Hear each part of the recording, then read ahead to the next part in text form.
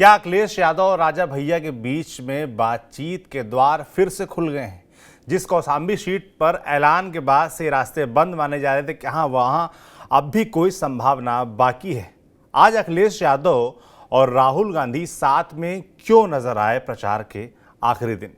इसके अलावा एक चिट्ठी लिखी है बीएसपी के जौनपुर के सांसद ने अखिलेश यादव के नाम, उसमें क्या कुछ है, क्या आरोप लगाए हैं, ये आपको बताएंगे। और अंत में आपको बताएंगे कि ब्रजभूषण शरण सिंह, उनकी टिकट अगर होती है तो किस दिन ये ऐलान हो सकता है। और सभी बातों पर विस्तार से बात करने के लिए हमारे साथ आज अयोध्या से जुड़े हैं पंकज झा जी। पंकज जी, एकदम माहौल सेट हम देख रहे हैं, एकदम सजा हुआ है, पीछे मंच अंच आपने आज लोकेशन भी बढ़िया चुनी है। भाई मैं हूँ दशरथ महल में और ये राम मंदिर से बिल्कुल सटा हुआ है। अच्छा। और आप जानते ही हैं कि अयोध्या और राम, ये तो अयोध्या का चंदन चुनावी राजनीति में ऐसा है कि जितना भी घसा जाए वो चंदन कमी नहीं हो रहा है। जी। 90 के दशक से अयोध्या और राम मंदिर की राजनीति चल रही है और आज भी वो जारी है। फिर आज एक भी बार सोशल मीडिया के जमाने में वो कह सकते कीवर्ड बना हुआ है। बिल्कुल, वो कहते हैं ना कि ट्रेंड में, वो ट्रेंड कभी वो नीचे जाता ही नहीं है। आप छवियां देखिए आज की, अगर प्रधानमंत्री नरेंद्र मोदी सूर्य तिलक देख रहे हैं, अपने आईपैड पर देख रहे हैं, कई सारे उन्होंने एक्स पर पोस्ट भी किए हैं। और मैं यहाँ जो लोग आ रहे थे रामलला के दर्शन के लिए, तो उनसे जब पूछ रहा था, नहीं, अयोध्या की बात आपसे मैं आखिरी में करूंगा, क्योंकि अयोध्या में आप हैं, उसके बारे में जनता सुनेगी आपसे एकदम आखिरी में। शुरुआत राजनीतिक मुद्दों से कर देते हैं जो हमारे टॉपिक हैं आज। शुरुआत राजा भैया और अखिलेश यादव की बातचीत से शुरू करते हैं, जो कि आपने कुछ दिन पहले कहा था और आपके कहते ही कौशाम्बी से टिकट का ऐलान हो गया। फिर आपने एक दोबारा हमारे साथ वीडियो की, जिसमें आपने कहा कि अभी द्वार बंद नहीं हुए हैं, और आज आप फिर इस जानकारी के साथ आए हैं कि वाकई अभी भी बातचीत जारी है। आप कौशाम्बी से सपा के टिकट का ऐलान का मतलब ये बस समझिए कि बातचीत बंद। क्या ये बात ठीक है?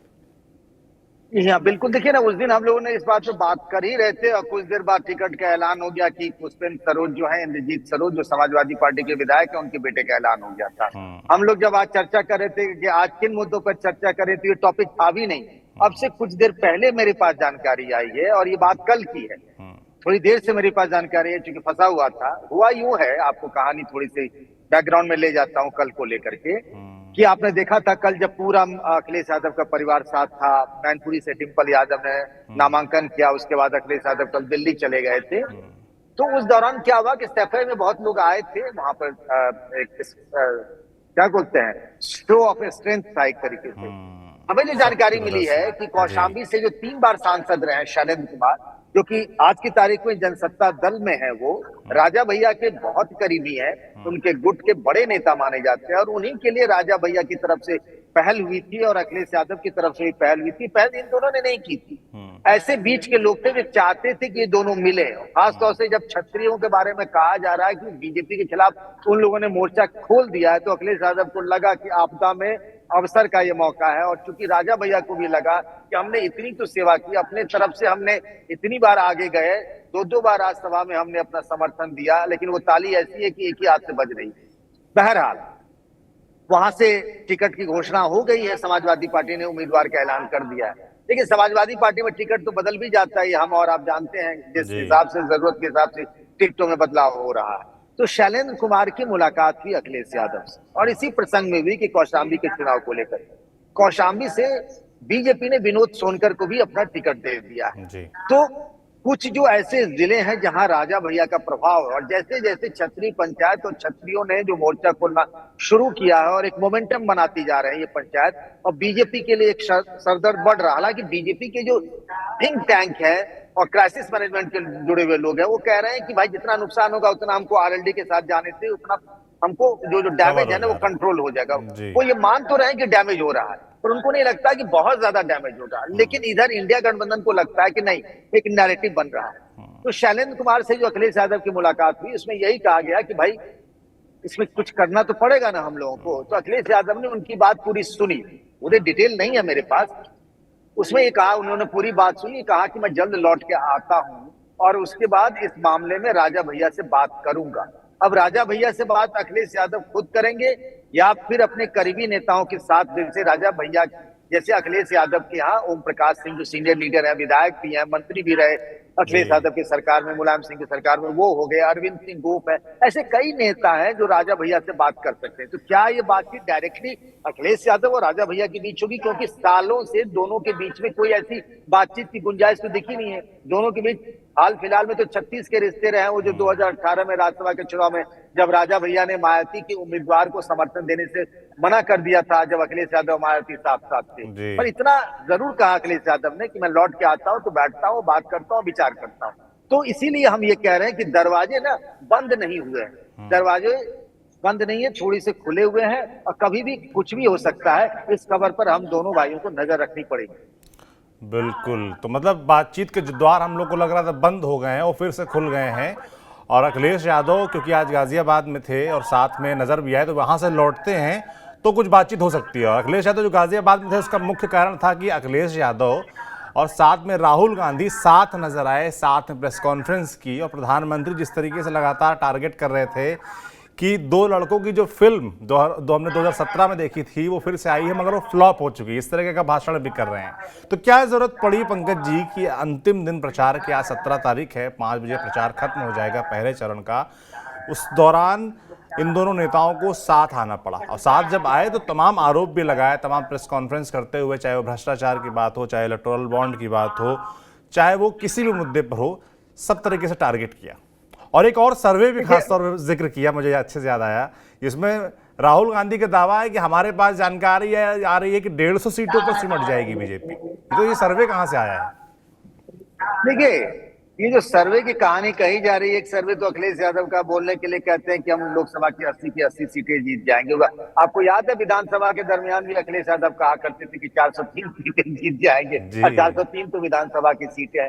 मतलब ये एक पॉलिटिकल वो स्टेटमेंट होता है। लेकिन ये जो उनके साथ बैठे बगल में राहुल गांधी ने जो कहा है, उस पर मतलब हमने कांग्रेस के कुछ नेताओं से बात की थी कि भाई राहुल गांधी ने भी जैसे अखिलेश यादव तुक्का लगा देते हैं कि 80 की 80 और 403 की, क्या ऐसा ही है या वाकई में कुछ ऐसे फीडबैक ग्राउंड से आ रहे हैं? तो कांग्रेस पार्टी के स्पोक्स पर्सन है जो राहुल गांधी के आसपास देखी जाती है, उन्होंने ये बात कहा कि इस तरीके के हाल फिलहाल में एक सर्वे आया है और खासतौर से उन्होंने जिक्र किया कि यूपी से जितना हम समझ रहे थे उससे कहीं अच्छा हमको मिलता हुआ नजर आ रहा है। इस तरह के ग्राउंड से रिपोर्ट आ रही है और इस आधार पर राहुल गांधी ने अखिलेश यादव के बगल में बैठकर कहा किसी पत्रकार साथी के जवाब में कि 180 जो दिख रहा था बीजेपी का, वो अब गिरकर 3 सीटों का नुकसान होते हुए 150 दिख रहा। अब हम बात करते हैं कि देखिए 2017 में जब ये दोनों लड़के मिले थे, जिसके बारे में प्रधानमंत्री नरेंद्र मोदी ने हाल में चुनावी सभा में कहा कि 2 लड़कों की ये फिल्म फ्लॉप हो चुकी है,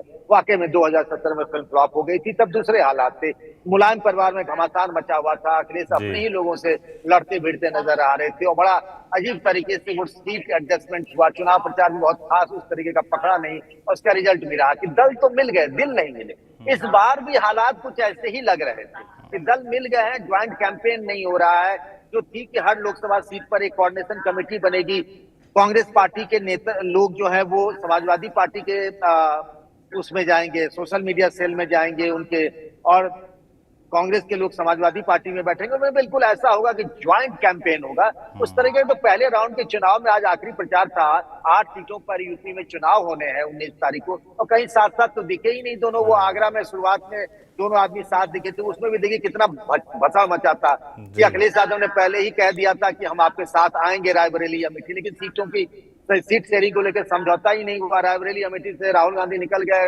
अक्टूबर में बदलाव किया गया, झांसी जाना था, झांसी के बदले में पश्चिमी यूपी में चले गए कि शायद अखिलेश यादव को वक्त मिल जाए तो हमको ज्वाइन कर लें। बाद में प्रियंका गांधी को इंटरवीन करना पड़ा, सीट शेयरिंग हुई, फिर आगरा में दोनों साथ नजर आया। जो फिल्म दिखाई गई प्रेस कॉन्फ्रेंस में उसी का वीडियो था। लेकिन इसीलिए एक देखिए क्या होता है ना, पॉलिटिक्स में मैसेज देना हो, आप साथ आ गए हैं, साथ दिख नहीं रहे, साथ कैंपेन नहीं हो रहा, तो लोग आपस में बातचीत करेंगे ना, और फिर वही बातचीत चौक चौराहे से जो बातचीत शुरू होती है वोटर के दिमाग में फिट बैठ जाता है। तो नुकसान इन्हीं दोनों का था।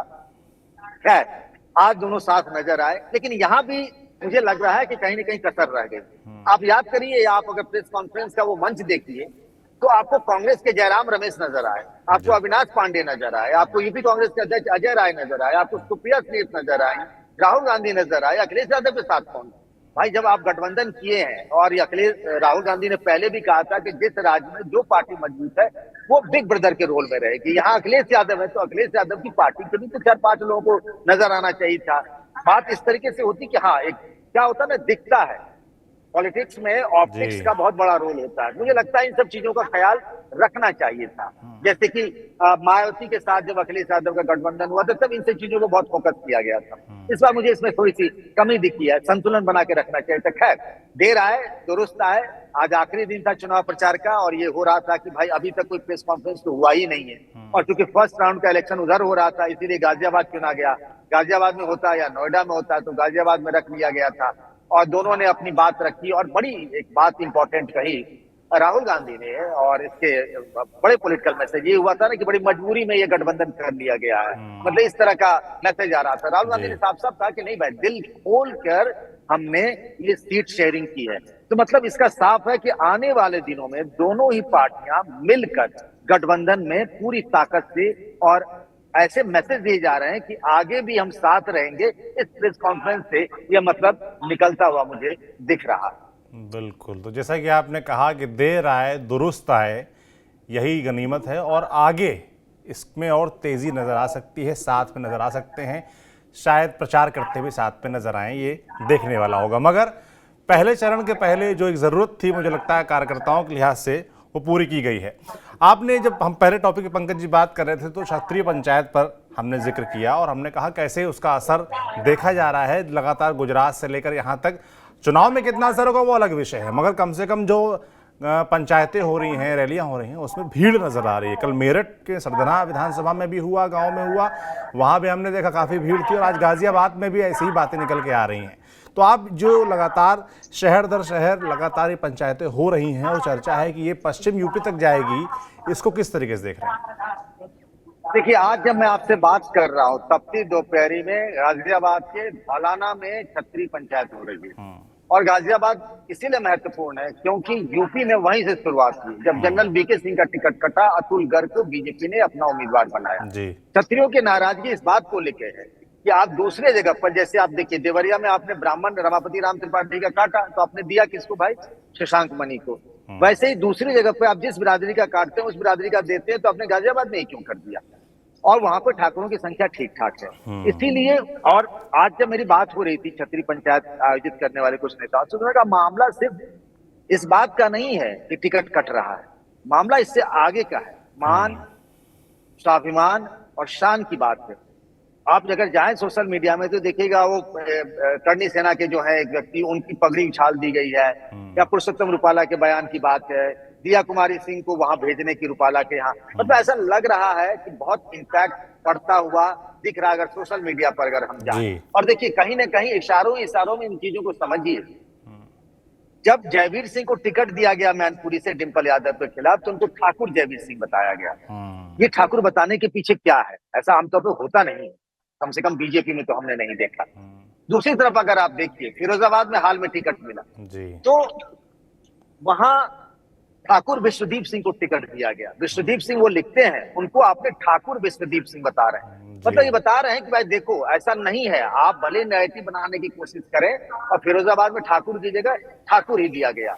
यही नहीं, आप अगर देखेंगे धनंजय सिंह को भी माना जाता है ठाकुर बिरादरी का नेता, मतलब उस समाज से आते हैं। बीएसपी भी इस पर खेल रही है, वो श्रीकला को टिकट देती तो उनका नाम जरूर डालती है। ये हर पार्टी, या फिर अगर हम बात कर रहे थे सबसे शुरुआत में कि अखिलेश यादव को राजा भैया से अचानक क्यों इतना प्रेम जग रहा है या मोह जग रहा है, उसके पीछे भी एक लॉजिक है कि अगर वो नाराज हैं तो कहां जाएंगे भाई?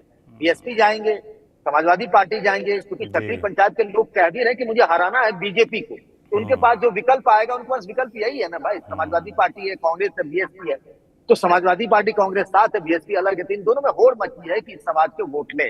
और एक दौर था जब बीएसपी के पास बड़े बड़े ठाकुर नेता होते थे, एक दौर था जब समाजवादी पार्टी में मुलायम सिंह यादव के साथ भी ठाकुर समाज के बहुत बड़े बड़े नेता हुआ करते थे। ठाकुरों का लंबे समय तक ठाकुर बिरादरी का वोट इनको मिलता रहा, लेकिन बाद में चीजें बदली, परिस्थितियां बदली, हालात बदले और ठाकुर जो है बीजेपी की तरफ चले गए। तो इसीलिए मैं कह रहा हूं कि क्षत्रिय पंचायत जैसे बढ़ेंगी ये दबाव बढ़ेगा।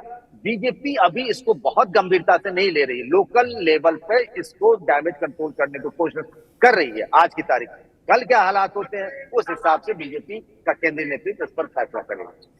बिल्कुल, हमने क्षत्रिय पंचायत और उसके असर पर बात की पंकज जी।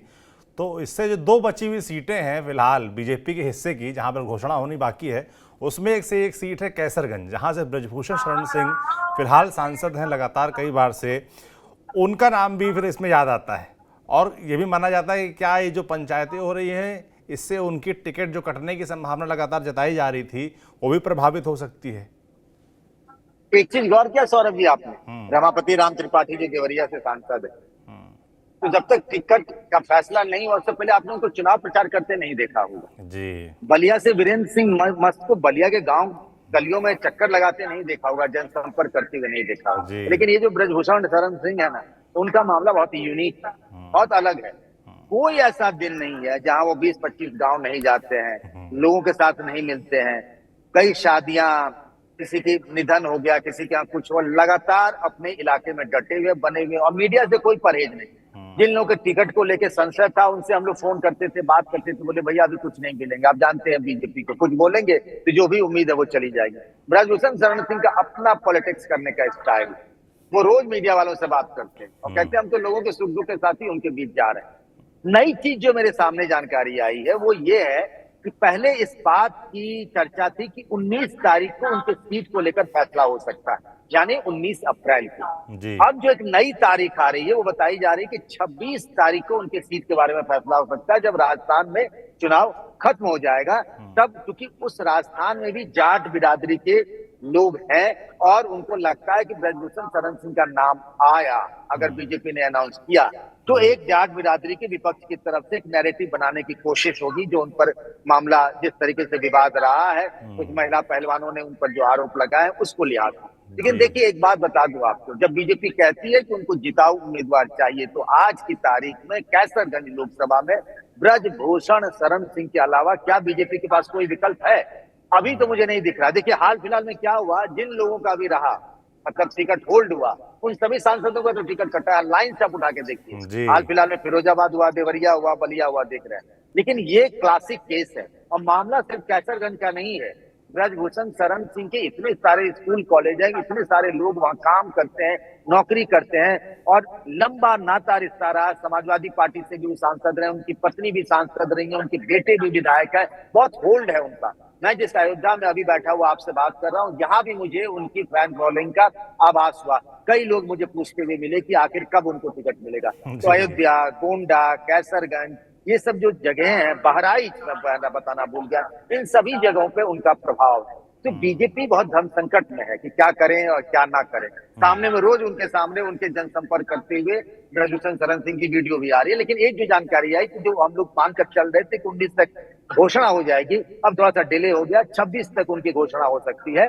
और मुझे लगता है कि 26 तक जैसा कहा जा रहा है ना, गांधी नेहरू परिवार की तरफ से कांग्रेस, हालांकि आज जब अमेठी को लेकर सवाल पूछा गया तो राहुल गांधी ने कहा कि भाई कांग्रेस पार्टी जैसा कहेगी वैसा करेंगे सीसी की बैठक, लेकिन तय तो कर कांग्रेस को नहीं करना है, परिवार को करना है। वहां भी कहा जा रहा है कि 26 को ये घोषणा हो सकती है कि राहुल और प्रियंका चुनाव लड़ेंगे या उन दोनों में से कोई एक लड़ेगा, और कौन होगा वो एक, तो वैसे ही उसी दिन ब्रजभूषण शरण सिंह की भी टिकट के बारे में घोषणा हो सकती है। मतलब कि 26 तारीख को रायबरेली और कैसरगंज दोनों का मान के चलेंगे, अगर कांग्रेस रायबरेली जारी कर देती है तो बीजेपी भी इन दोनों सीटों पर फैसला सुना देगी। कारण जनता ने, दर्शकों ने सुन ही लिया।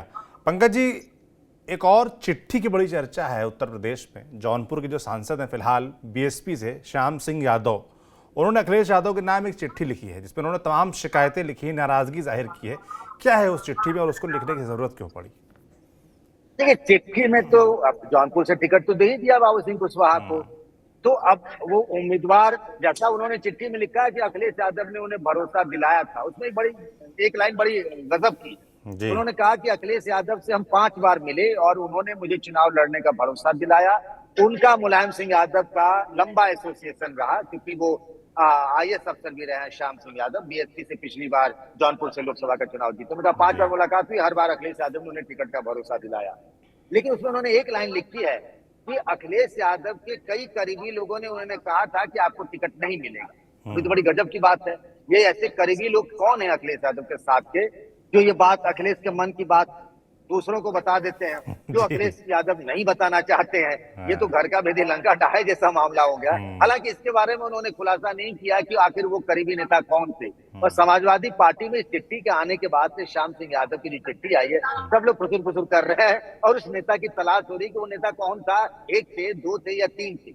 उस चिट्ठी में एक और है, आखिरी पैरा में जाएंगे तो उन्होंने लिखा है कि अखिलेश यादव ने उन्हें कहा था, क्योंकि 3-4 दावेदारों की चर्चा हो रही थी और सबके नाम लॉ से शुरू होते, बड़ा अद्भुत है।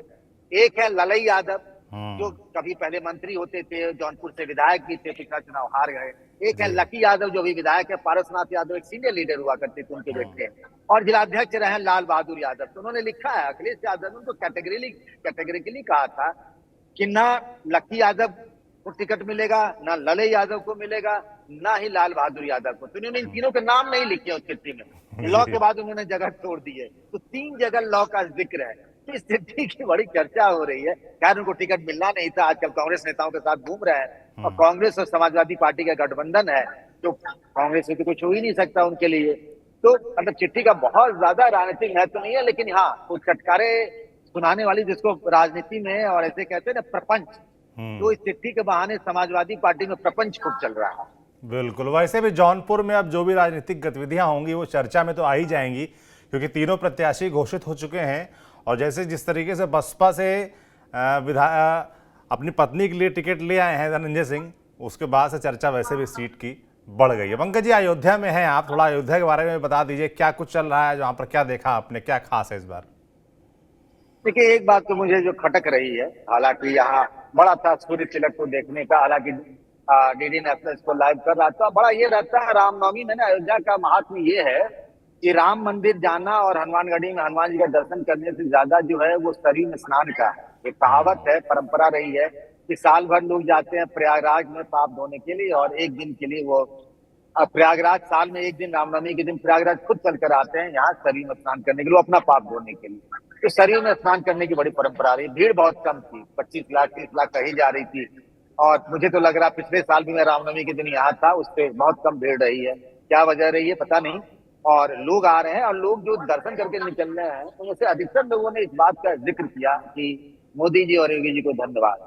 तो मुझे लगता है कि जो बीजेपी जिस पिच पर बैटिंग कर रही है, वो पिच शायद उसके लिए बेहतर है, और उनको भी इस बात का एहसास है कि अभी भी अयोध्या और राम मंदिर के मुद्दे में जान बची।